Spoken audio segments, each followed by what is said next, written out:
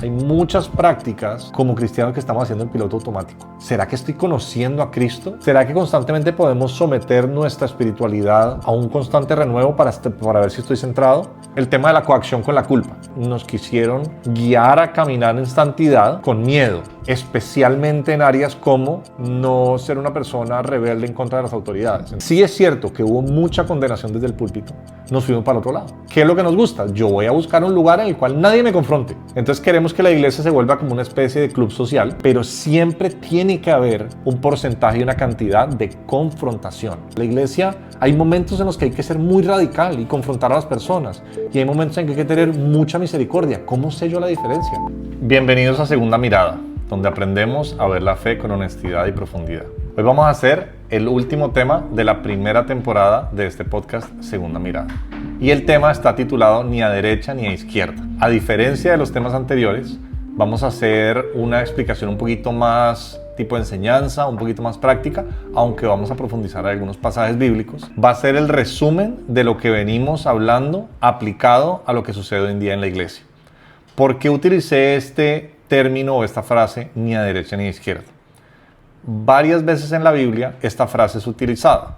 Voy a leer algunos pasajes, pero no la voy a usar exactamente en el contexto o lo que quiere decir, sino aplicándola a lo que vivimos hoy en día en nuestra espiritualidad. Por ejemplo, Deuteronomio 5:32 dice: miren pues que hagan como Jehová su Dios les ha mandado, no se aparten a derecha ni a izquierda. Este era un dicho muy común y muchas veces se repite en el Antiguo Testamento. Deuteronomio 17:11: conforme a la ley que te enseñen y según el juicio que te digan, harás. No te apartarás ni a diestra ni a siniestra de la sentencia que te declare. Josué, muy famosa esta frase, cuando Dios le pide que se esfuerce, le dice solamente esfuérzate y sé muy valiente, Josué 1:7, para cuidar de hacer conforme a toda la ley que mi siervo Moisés te mandó. No te apartes de ella ni a diestra ni a siniestra para que seas prosperado en todas las cosas que emprendas. Y Proverbios 4:27 dice: no te desvíes a la derecha ni a la izquierda, aparta tu pie del mal. Ahora, no es muy difícil deducir cuál es el significado de esto, y es que a la hora de seguir los mandatos de Dios, y esto es algo que he querido profundizar muchísimo en este proyecto de Segunda Mirada, y es tener herramientas para no depender de versículos sueltos. Algunas personas al comienzo no entendían cuál era el propósito de dedicar tantos capítulos y videos sueltos en mi contenido a explicar correctamente cuál es el contexto de algunos pasajes. Alguien podría decir: pues este quiere que todos nos volvamos académicos, o está atacando una manera de predicar que le ha servido a mucha gente. No. Lo que pasa es que la Biblia tiene un diseño que los autores asumen que nosotros entendemos. Y la manera en que nos llevan es a que no solamente sepamos qué dice ese pasaje, sino lo contrastemos con todo lo demás que vienen diciendo y especialmente con los demás libros de la Biblia. ¿Por qué viene esto a colisión? Porque cuando queremos seguir a Dios, muchísimas veces nuestros errores no van a ser hacia un extremo, sino hacia ambos extremos. Por ejemplo, cuando un área en la iglesia es abusada, o cuando un área en la iglesia por querer practicarla se lleva a extremos que no son sanos, generalmente nosotros como medio de defensa o como mecanismo de defensa nos vamos al extremo opuesto. Esto lo hablan muchísimo en programas de sanidad interior, esto lo hablan muchísimo los psicólogos, y lo que quieren decir es que la frase con la cual lo han vuelto más popular es: no pasemos del abuso al desuso. Por ejemplo, es muy común, y voy a irme metiendo en temas que los que ya han caminado en la fe se van a identificar. El dinero. Metamos con el tema, uno de los más controversiales de arranque. Estuviste en una congregación en la cual se enfatizaba muchísimo la generosidad. Puede ser que al comienzo se hablara un poquito sobre la generosidad, se te invitara a dar. Conforme pasó el tiempo y la iglesia creció, pues resulta que ahora hay que pagar por un templo más grande, se hizo un crédito, la banda necesita instrumentos nuevos. Esto que estoy hablando sucede un montón, no estoy haciendo referencia a ningún lugar en específico, pero mucha gente se puede identificar. Entonces, ¿cómo se hace eso? Pues el dinero tiene que salir de algún lugar. Y lo que suele suceder es que se comienzan a manipular pasajes bíblicos para animar, en el mejor de los casos, o coaccionar en el peor de los casos por medio de la condenación a las personas a dar. Y se tuerce un principio que claramente está en la Biblia, que es la generosidad. Pero en el momento en que la generosidad se vuelve un tema que yo hago, como dije en un tema anterior, por culpa, por condenación, por miedo a que entonces Dios no me dé o venga sobre mí una maldición, o por la promesa de que si doy es que Dios me va a devolver mucho más, como que fuera una cartera de inversión. Entonces pasamos de un área correcta de generosidad a un área de codicia. Muchas personas han salido muy heridas por este tema del dinero, sea porque se dieron cuenta que eso no funcionaba así y se quedaron esperando el carro, la casa. Yo he visto de todo, de todo. Desde promesas un poco ambiguas como Dios te va a dar, hasta promesas de tú pactas esto y mejor dicho, viene un carro, viene una casa. Cuando la gente sale de ahí, ¿qué pasa? O se aparta de cualquier tipo de iglesia, congregación, o se van a la que menos hablen de generosidad. Ojalá una iglesia, y muchos ministros queriendo cuidar a las personas también pasamos por esta etapa. Entonces decimos, sé que en mi iglesia viene mucha gente herida, yo ni voy a pedir ofrenda. Yo recuerdo un primo mío, lo he mencionado en algunos episodios, Felipe Echeverry. Él ha vivido muchas cosas muy difíciles en la iglesia y yo lo admiro porque él ha querido permanecer y ha sido muy honesto acerca de sus heridas. Entonces él me contaba que alguna de estas experiencias difíciles que tuvo fue por eso. Se puso de pie delante de algunas personas, les dijo, no estoy de acuerdo con esta visión, esto está demasiado desenfocado con el tema económico, me voy. Y cuando comenzó una obra, él ni siquiera pedía la ofrenda y la gente quería dar y él decía no, él ni siquiera les daba, o sea, ni siquiera permitía que le dieran o que dieran en la iglesia. Entonces se dio cuenta que esto nacía desde un lugar equivocado, quería ser prudente con las personas y para el ejemplo que estamos haciendo se fue de la derecha a la izquierda o de la izquierda a la derecha. Cuando hemos sido heridos en un área, queremos consciente o inconscientemente irnos al otro opuesto. El otro opuesto es igual de dañino o peor, aunque en el momento parezca que nos está alejando de lo que estaba mal practicado. La generosidad es un principio que está por todas partes en la Biblia. Una de las cosas que más claramente Dios quiere es que seamos generosos. Si no le permitimos a las personas ser generosas, no estamos enseñando bien los principios de Dios. Pero, ¿cuál va a ser nuestro mecanismo de defensa cuando fuimos abusados en esa área? Pasar a ese lado. Ahora, ¿cómo se puede sanar? Antes de dar unos ejemplos más adelante. Yo pienso que esto no, y esto es uno de los errores que más cometemos ahora, voy a encontrar la iglesia de sana doctrina en la cual esto se practica bien. Yo pienso que la iglesia, ¿qué es la iglesia? Tú puedes llegar en una época en la cual tal vez esos ministros están bien enfocados y están enseñando bien. Por eso yo quiero armar a las personas de conocimiento. Que el día de mañana esta persona que tú estás siguiendo estaba enseñando bien y se enloqueció, porque pasa, ¿verdad? Pasa. Entonces tú digas, no, esto que ayer enseñó estuvo bien, esto que está haciendo hoy está mal. Pero somos tan flojos y tenemos tan poco conocimiento básico que cualquier persona se sube con una Biblia, saca un pasaje de contexto y claro, a quien no le gusta que le digan que va a ser millonario, que Jesús se hizo pobre para que yo fuera rico y todo este tipo de cosas y nos desviamos. Y después la culpa es del pastor, ¿no? Tal vez nosotros permitimos, ¿no? Nosotros permitimos por nuestra ignorancia, por nuestra falta de carácter, caer en estos extremos y cuando vienen las heridas nos vamos al otro extremo. Entonces, pienso que sí, una de las herramientas, por supuesto, es buscar un lugar en el que tú puedas ver que hay una buena intención. Nunca va a haber un lugar perfecto, pero sí una buena intención, una buena enseñanza.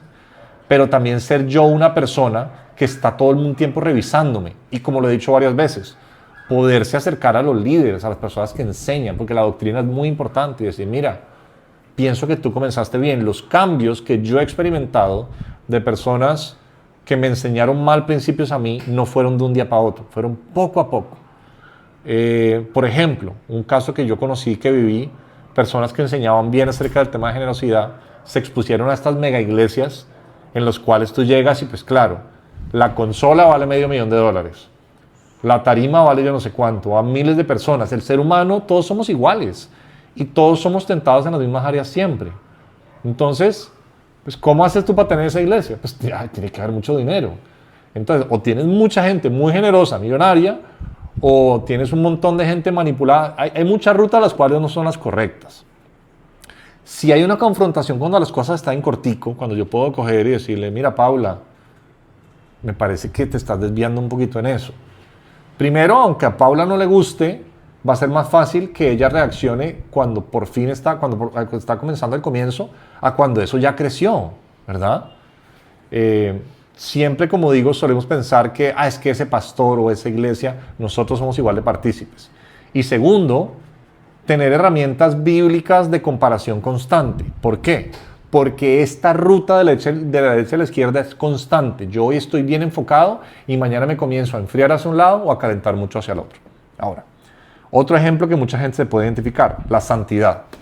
Yo vine dando dos temas, uno en un video corto y uno largo, que parecían contrarios. Por ejemplo, el tema de la coacción con la culpa. Muchos de nosotros, la manera en cual nos quisieron guiar a caminar en santidad fue con miedo, especialmente en áreas como no ser una persona rebelde en contra de las autoridades. Entonces te cuentan la historia de que los que murmuraron en contra de Moisés se lo comió la tierra, y pues tú dices, miércoles, yo jamás voy a hablar del pastor porque qué tal que se abre la tierra y me trague, ¿no? Entonces, y esto no estoy exagerando, de aquí para adelante la cantidad de cosas que usted se imagine. En la segunda temporada voy a entrar en un tema que la primera temporada de Segunda Mirada quise como desconstruir un poquito esta idea de conceptos falsos, y ahora voy a comenzar a construir la idea de Cristo. Voy a hablar sobre este tema del ungido. Una de las herramientas con las cuales más se manipula es que yo soy el ungido, ¿no? Entonces tu pastor llega y te dice, no, tú no puedes o debes hacer esto porque yo soy el ungido.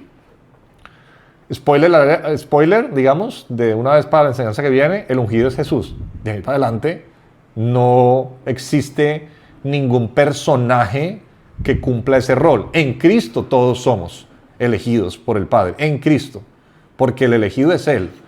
Y el que debe ser venerado, adorado, respetado, todo demás es Él. El ungido es como una carta que usan muchos ministros para usar la historia de Saúl, en la cual entonces David no tocó al ungido y todo esto, para básicamente evitar que haya confrontación. Y todo este tipo de cosas comienzan a pasar. Entonces, cuando el pastor comenzaba a coaccionar con ese tema de la santidad, pues hubo una época de mucho legalismo. Y básicamente lo que pasaba era que las personas caminaban en santidad, comillas, era un tema más externo, por miedo. Qué miedo que me pase esto, qué miedo que me pase lo otro. Podía haber fruto externo, pero por dentro era más un tema, digamos, conductual, que de verdad un fruto del Espíritu Santo. Hoy en día, como sí es cierto que hubo mucha condenación desde el púlpito, nos fuimos para el otro lado. Entonces, ¿qué es lo que nos gusta? Yo voy a buscar un lugar en el cual nadie me confronte y nadie me diga nada, ¿no? Entonces queremos que la iglesia se vuelva como una especie de club social en el cual todo es súper chévere, y hay iglesias que han tomado un formato, y el formato ni siquiera es el problema, ¿sabes? Porque yo puedo tener un formato súper moderno, súper chévere, pero siempre tiene que haber una cantidad, ¿qué cantidad? Ese es el reto, ¿verdad? Pero siempre debe haber un porcentaje y una cantidad de confrontación. La confrontación del ministro, del amigo, del que está en la iglesia, debe ser una confrontación genuina, en la cual primero me reviso yo, pero tiene que existir. Entonces hoy lo que llaman iglesias light, o como sea que las quieran llamar, tal vez una de las críticas es que ya no se habla del pecado, se ha metido tanto esta mentalidad progresista, como decía en una enseñanza la vez pasada, en la cual la verdad se desdibujó, y tú ya no le puedes decir a nadie porque es que esa es tu verdad. La mía es esto, o yo me autopercibo así, o tú, eso es tu percepción, y deformamos el amor de Cristo. Entonces nos vamos de un extremo al otro. Yo pienso que en esta época, sobre todo en las denominaciones que más cerca estoy yo, estamos con el péndulo más hacia el lado de ser muy laxos. Todavía hay iglesias en las cuales eso es una condenadera terrible, sí. Dentro de la misma iglesia puede haber el ministro que le da palo a todo el mundo y el otro que es súper laxo. Esto no es un tema pues corporativo, pero ambos extremos son igual de malos. El extremo de solo dar palo por querer coaccionar a las personas con miedo y culpa, pues lleva a que la gente tenga una conducta externa, máscaras, y nunca hay un cambio. Y el extremo de nunca confrontar hace muchísimo daño, porque las personas se vuelven, o nos volvemos, demasiado laxas y nunca hay una transformación. Entonces, ¿qué pasa? Ni a derecha ni a izquierda. Es muy interesante que Dios a Josué primero le dice, yo voy a estar contigo como estuve con Moisés. Nadie te va a poder hacer frente. Es como que a ti te diga, mira, vamos a jugar fútbol, pero aquí en el equipo tenemos a Messi, a Ronaldo, o sea, tenemos a los mejores jugadores del mundo. Esfuérzate, ¿no? Yo así, ¿para qué me voy a tener que esforzar? Tengo que jugar contra mis amigos del barrio, tengo a los mejores jugadores del mundo. Es más, yo me puedo salir a la banca y ver cómo los golean. ¿Cómo es que el Dios del universo dice que está conmigo, que nadie me va a poder hacer frente? pero después me pide que me esfuerce. Y qué interesante que en este concepto de esforzarse está buscar un camino intermedio, el cual no es fácil, ¿sabes?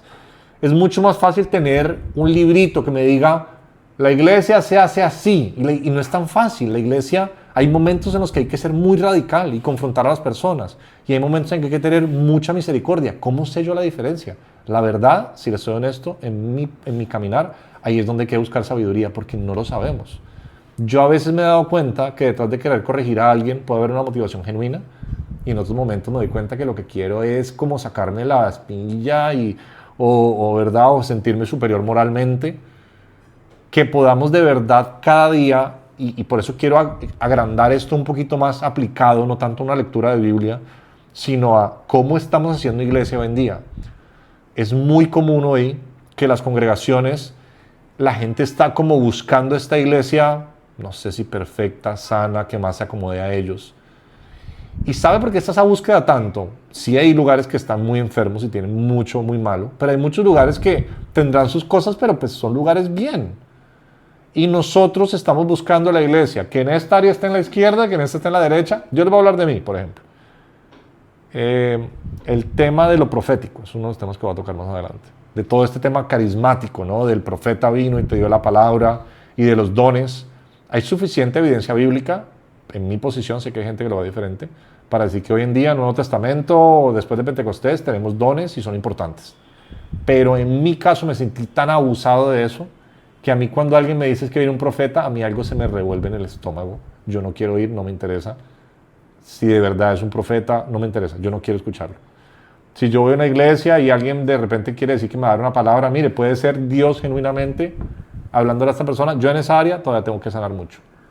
¿Por qué? Porque muchas personas, teniendo o no teniendo el don, el llamado, lo que fuera, abusaron de esto. Y me dijeron la cantidad de locuras que no se puedan imaginar. Bien intencionados, mal intencionados, eso ya se lo dejo a Dios. Entonces, una de las áreas en las cuales yo más herido, más lastimado he estado, es en el tema de llamémoslo lo carismático. Sobre esto hay denominaciones completas, hay denominaciones muchísimo más carismáticas, en donde desde que tú llegues, eso a la entrada de una fila y te va cada persona que vas pasando diciendo una profecía, lo cual me parece una locura. Hasta lugares en los cuales, nada, ahí es lo que dijo la Biblia y hasta ahí acaba, el Espíritu Santo ya no habla por medio de profetas, nada de lenguas, nada de eso. Algún día más adelante entramos un poquito a mirar por lo menos lo que dice el Nuevo Testamento acerca de los dones.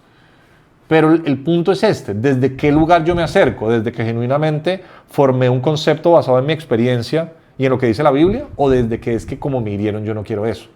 Entonces hay lugares en los cuales nos gusta lo místico y vamos no importa lo que diga el profeta, si sea una cosa antibíblica, wow, me emocioné, o es que sentí en el estómago X o Y cosa, no. O me caí, no me caí, sentí, me temblé, y no estoy diciendo que no puedan pasar cosas, porque también hay muchos ejemplos bíblicos de personas que entran en lo que llaman los psicólogos estados alterados de conciencia, visiones, un montón de cosas. Pero ¿de dónde viene este extremo en el que estoy? Y usted puede ver extremos muy grandes dentro de la misma ciudad, es más, dentro de personas que yo conozco. Cuando se hace daño en esta área, uno de los temas más sensibles es que Dios me dijo que te dijera, o es que Dios te dice. Es tan delicado este tema, ¿no? Una de las cosas que más me interesa a mí, que podamos crecer en el conocimiento de Cristo, es ¿cómo es esto de que Dios me habla? Que alguien se me pueda acercar y decir, yo siento que Dios me está guiando para decirte algo. Yo creo que sí. Pero cuando abusamos de esto y queremos básicamente... Yo vivo en una ciudad de la costa colombiana y tenemos una cultura la cual está muy familiarizada con la brujería. Básicamente a veces queremos buscar es como el brujo evangélico, ¿no? Porque no queremos tener este proceso de yo tener que primero conocer quién es Cristo. Porque si estamos esperando solamente la voz que suena en mi cabeza, que puede pasar, hay ejemplos bíblicos hasta de voces audibles, pero no son muy comunes y a veces lo hacemos porque nos da pereza el otro proceso. Y no el ejemplo de yo sé cómo actuaría esta persona porque yo la conozco. Piensen en la persona que más conocen. Puede ser su esposa, su esposo, uno de sus padres. Y digamos que yo voy a hablar con Paula y necesito el consejo de David, pero David no está. Paula es mi amiga, David es su esposo. Y le digo, Paula, David tendría la respuesta correcta, David no está, pero tú eres la persona que mejor lo conoce. Entonces yo le hago una pregunta sobre un área. Lo más probable es que Paula me diga, aunque David no está acá y no tenemos cómo comunicarnos con él, yo creo que David te diría esto.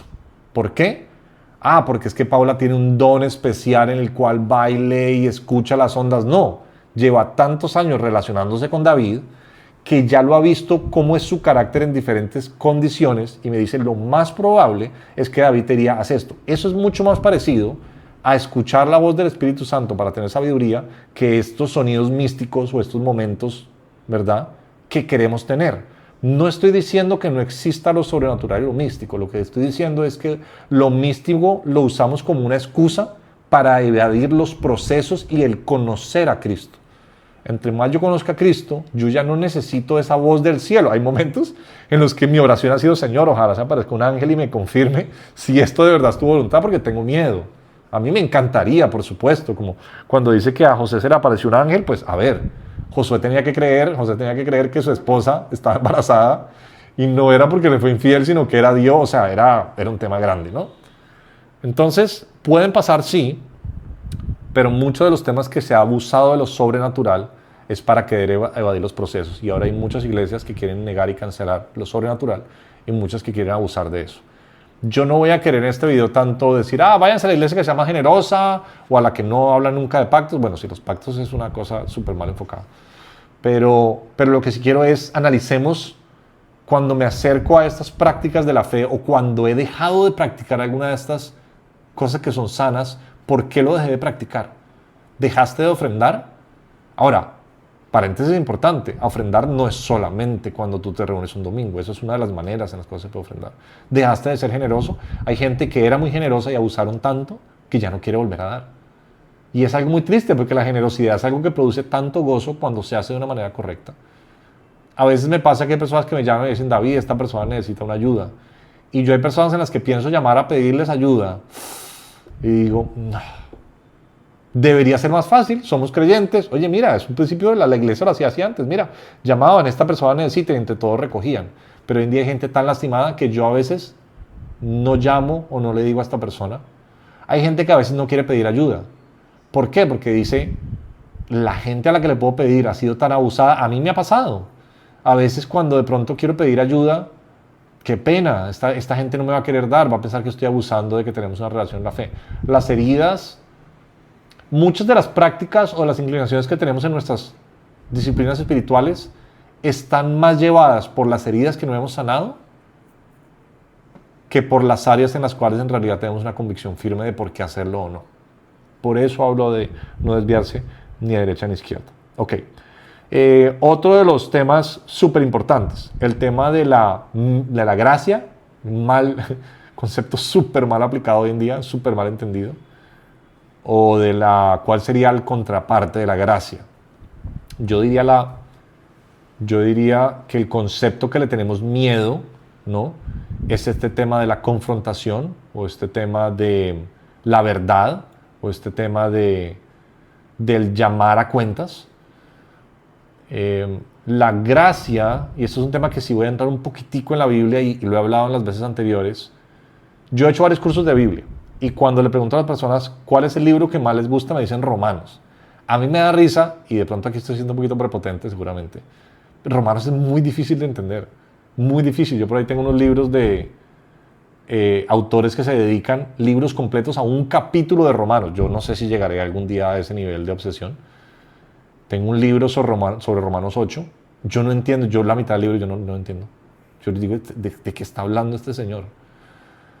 Aparentemente Pablo tenía tanta profundidad en el conocimiento de Dios y estaba tan inmerso y asumía que uno entendía tantas cosas, y hoy en día como nuestro cerebro está diseñado para que nos den todo tan masticado y la Biblia no funciona así, que entender una carta como Romanos no es sencillo. ¿Por qué nos gusta Romanos? Porque tiene un montón de one-liners, ¿verdad? Un montón de frasecitas que suenan espectacular, súper sacadas de contexto. ¿Y por qué decimos que Pablo, el apóstol de la gracia, por ahí tengo un video pendiente de sacar del apóstol de la gracia para que vean lo que hacía el apóstol de la gracia cuando le decía a la gente que expulsaran a la gente de la iglesia, que no volvieran a hablar con ellos? Hay un personaje que le dice, mire, a Pepito se lo entregué a Satanás, dice Pablo, para que su cuerpo se pierda pero su alma se sane, el apóstol de la gracia. Hay un libro de 600 páginas que se llama así El Regalo, porque la palabra gracia es regalo, y explica qué significa en la mentalidad de Pablo este concepto de gracia. Los que han hecho cursos de misioneros, si alguien lo ha hecho alguna vez, saben que una de las primeras clases que te dan es cuando vayas a una cultura que no conoces, no aceptes regalos. Porque nuestra idea de gracia es, mira Paula, te voy a dar un regalo y ¿sabes qué? Como soy tan generoso, no me debes nada. Ese es como el regalo más bonito hoy en día, un regalo al cual no espero nada a cambio. En la mentalidad de Pablo, porque Pablo fue el que escribió Romanos, ese no es exactamente el concepto de la gracia. En la gran mayoría de sociedades orientales, hasta hoy en día, si yo te doy un regalo, yo estoy esperando algo de vuelta. Es más, muchas veces le dicen en estas cosas misioneras, no le recibas regalo a alguien, porque tú quedas en un pacto con esa persona y esa persona va a esperar un regalo del mismo o mayor nivel. Entonces lo he dicho varias veces y lo repito, el concepto de la gracia no es que sea un regalo que no espere nada a cambio.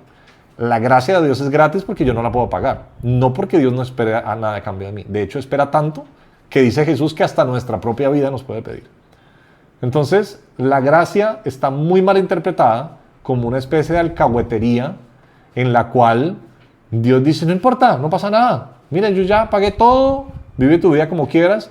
Y es el fruto de muchos de nuestros creyentes hoy en día. De mucha de nuestra música, ¿sabes? Muchas de las canciones más lindas, porque es que suenan bonito, no están bien enfocadas a lo que es la gracia. La gracia es cierto que es hermoso, que yo no puedo pagar y Dios paga por mí, pero también es cierto que Dios espera muchísimo de mí a cambio, que no lo espera inmediatamente, que este tema de crecer la estatura de Cristo, por supuesto que no va a ser instantáneo, pero sí es lo que Dios está esperando de mí, ¿sabes? Entonces, cuando este tema de la gracia se usa como gancho para que la gente se acerque a Jesús, uno de los problemas más grandes es que perdemos que el primer gancho que tenía Jesús cuando predicaba era arrepiéntanse. No era, hola, yo ya pagué todo, acérquense, gratis, vida eterna gratis. Era, no, mira, como yo me estoy acercando, primero cambia tu manera de actuar para que seas una persona que camina conforme a este reino. Hay una historia graciosa sobre estos predicadores de hace años. No sé si era Billy Graham o uno de estos, que una persona estaba llorando en una predicación el domingo y se acercó al altar y dijo, quiero bautizarme, quiero arrepentirme, Dios me tocó, soy un pecador. Y le dijo, eso es pura emoción, eche para allá para atrás. hoy en día uno es medio manipulando a la gente para que por favor haga la oración de fe, ¿no? Y en esa época la gente, no estoy diciendo que una u otra sea la mejor, lo que estoy diciendo es que los extremos, ¿no? En esa época la gente pasando al altar diciendo, me arde el pecho, soy un pecador. No, eso es pura emoción, eso es pura emoción. Y es cierto que muchas veces, aunque las emociones son parte del proceso, no entendemos lo que estamos diciendo. Que el llamado de Jesús es un llamado a negarnos diariamente a nosotros mismos y tomar su cruz. Y que eso es la gracia. Entonces, uno de los extremos más grandes en los cuales nos hemos ido de un lado al otro es lo mismo. Como había tanta condenación, como tenemos tantas heridas con nuestros padres, qué interesante, ¿sabes? Estos días estaba escuchando varias cosas de paternidad, yo soy padre, y hablaban acerca de cómo antes los papás, por supuesto, eran mucho más estrictos. Hace no muchos años era muy común que los papás pegaran y con lo que se encontraran. Y hoy en día uno prácticamente no puede ni corregir al hijo, ¿no? Y las estadísticas hablan de niños mucho más frustrados hoy en día que antes. No estoy diciendo que estos abusos de poder y estos temas de que ya se pasaban en el nivel de violencia física al golpear y castigar estuvieran bien. Pero qué interesante que pensamos que el irnos al otro lado de la balanza iba a hacer algo bueno y aparentemente ha sido igual o peor. Que Dios nos dé la sabiduría para corregir a nuestros hijos. Que Dios nos diga, que podamos tener esta mentalidad, señal, ¿será que por miedo a que no se sienta mal estoy siendo muy blando? Yo personalmente he sido muy blando en muchas áreas con mis hijas, con la mejor intención. Y después he visto los frutos y he dicho, wow, qué daño he hecho, porque pensé que el amor era ser súper permisivo, súper relajado, súper cero corrección. Y además los que tienen niños chiquitos saben que de verdad criar bien es súper incómodo. Dedica muchísimo tiempo y es mucho más fácil ser laxo y que la gente diga, ay, tan chévere ese papá. Entonces, santidad, dones espirituales, el tema de la verdad y la gracia.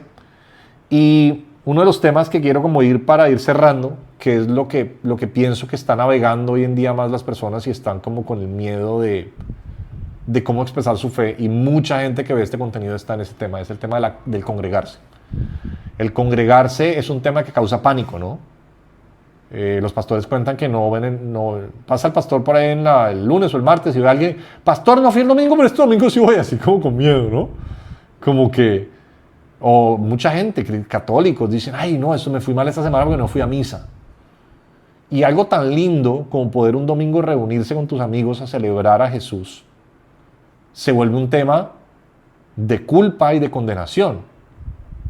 De fui al servicio por ir. Entonces, como yo por muchos años estuve en el liderazgo y estaba como al lado de la plataforma, porque esto es como dos mundos, ¿no? Los que están allá y los que están acá. Y ya dejé de hacer eso por mucho tiempo. Rara vez lo hago y ahora estoy de este lado. Yo estoy escuchando de pronto a alguien enseñar o estoy por ahí y veo a la gente en el celular, ¿verdad? Ahí, en Instagram o en TikTok. Y yo digo, ¿para qué vino? Pero cuando sale, chuleamos, ¿no? Me congregué. El pastor me vio. Ya le puse chulito. Pues congregarse no es solo por congregarse para que alguien me apruebe. A mí me pasó con una persona, tuvimos esta discusión alguna vez. Yo dije, yo no quiero que mi motivación para congregarme, porque por mucho tiempo lo fue, sea que una autoridad espiritual me vea. Ese es mi caso. Que cuando yo me congrego, yo lo hago porque de verdad sé que necesito estar con otras personas. Compartir. Necesito figuras que me enseñen. Necesito poder enseñarle a otros y compartir. Entonces, lo que ha sucedido mucho hoy en día es que también como hubo mucha condenación con el tema de congregarse, mucha gente hoy en día, no, yo pongo la prédica por YouTube, yo ahí veo a Dante, ¿no? Y genial, Dante es buenísimo. Pero eso no reemplaza una comunidad, jamás la va a reemplazar. Que mi comunidad tiene que ser 5,000, no necesariamente, puede ser un grupo más pequeño. De hecho, a veces los grupos entre más pequeños dan para interactuar más. Que yo de verdad pueda preguntarme, ¿por qué voy todos los domingos? Ese puede ser un extremo. Voy solo por cumplir y ahí me siento atrás y scrolleo en Instagram o tengo mi cerebro en automático y digo amén de vez en cuando y ni le presto atención a lo que están diciendo. ¿Verdad? O ya no volví porque es que, no pasa nada, Dios igual me ama y no pasa nada. No, el congregarse es importante. Más adelante voy a hacer un pasaje sobre este famoso versículo de Hebreos y cuál es el contexto en realidad de no dejen de congregarse. Entonces, lo que quiero ir cerrando esta primera temporada de Segunda Mirada es, hay muchas prácticas como cristianos que estamos haciendo en piloto automático. Muchas. Y muchos de los temas que he venido hablando de las herramientas de cómo enfocar la Biblia, en realidad es para que yo pueda decir, bueno, ¿será que estoy conociendo a Cristo? ¿Será que qué tanto fruto estoy dando? ¿Será que muchas de las cosas que estoy haciendo es para demostrarle a estos que yo sí tal cosa? ¿O para dejarme de esto que me hizo tanto daño? ¿O porque es que esto es lo que está de moda? ¿O esta es el área, como decía hace poco, que conocí de Jesús que me gustó, pero esta otra que no me gusta de Jesús, no la voy a ver nunca? ¿Será que constantemente podemos someter nuestra espiritualidad, nuestro conocimiento de Dios, a un constante renuevo para ver si estoy centrado? Por mucho tiempo mi padre me enseñó a manejar en el bote, una lancha de motor fuera de borda en el mar, y la gente pensaría que eso es andar derecho y ya, sobre todo en el mar con la brisa y con las olas, uno tiene que estar corrigiendo casi que cada segundo. Si tú no corriges, se te va de lado, se te va para un lado y se te va para el otro. Todo el tiempo tiene que estar uno corrigiendo. Pienso que la vida cristiana es igual. Tenemos que estar constantemente corrigiendo nuestro rumbo y tenemos que tener una capacidad de mirar hacia adentro sin culpa, pero sí con discernimiento para decir, ¿por qué estoy haciendo esto? Yo después de 15 años de cristianismo, si se le puede llamar así, no sé qué, sí, seguramente sí. Yo dije, ¿yo por qué hacía esto? O yo por qué dejaba que me dijeran esto, me trataran así. O yo por qué trataba a esta persona así. O yo por qué si veía tantos defectos en esta persona no le decía nada. Había reuniones en las cuales yo estaba, esto es mi caso, yo no quería volver a estar ahí. Y seguía yendo. ¿Por qué? Detestaba estar en cierto tipo de reuniones. ¿El problema era la reunión? No. El problema es que yo no tenía la capacidad de salirme de la ruedita del hámster. Y después de un tiempo que hice, me alejé de todo lo que se pareciera a ese tipo de reunión. Y muchas prácticas sanas me ha costado volver a hacerlas, ¿sabes? Porque las heridas están ahí. Si de verdad queremos crecer en una vida con Jesús, los rituales en sí, bien practicados, no van a ser el problema y son necesarios. Pero si estamos evadiendo los rituales en los que nos hirieron y las prácticas espirituales en que nos hicieron daño, creo que no vamos a poder crecer de verdad al nivel que podemos crecer en Jesús. Entonces, démosle una segunda mirada a este tema, démosle una segunda mirada a ver cómo es mi denominación, comparémosla con otros. dentro de la locura de la iglesia, permítame llamarlo así con todo respeto, dentro de la locura de muchas de las cosas de nuestras iglesias, hay áreas en las cuales yo puedo estar equivocado y ese formato de allá pues me parece no tan chévere, pero no está mal. Hay cosas que sí se desenfocan, como lo vamos a ver en el en vivo de este tema que denuncia Jesús de los falsos maestros. Pero hay temas en los cuales ya son estilo de esta iglesia es así, esta es así. ¿Por qué son así? ¿Por qué mis hermanos de esta iglesia son así? ¿Por qué estos son así? ¿Por qué me choca tanto esto? ¿O por qué esto me parece tan chévere? ¿Cuál es el camino correcto en la mitad? Es un tema que si lo hacemos de corazón, creo que podremos crecer mucho más y podremos acercarnos mucho más a lo que en realidad Jesús quiere, y es que caminemos sin desviarnos ni a la derecha ni a la izquierda. Espero que les haya servido este tema. Pónganme en los comentarios preguntas o dudas que tengan. Cuéntenme cómo es su iglesia, sin hablar nada feo ni nada demasiado polémico. Y cuéntenme qué áreas usted se ha sentido herido y cree que le ha costado volver, y en qué áreas ya ha podido sanar y ha podido encontrar un equilibrio. Espero que les haya gustado mucho este tema. Dios los bendiga.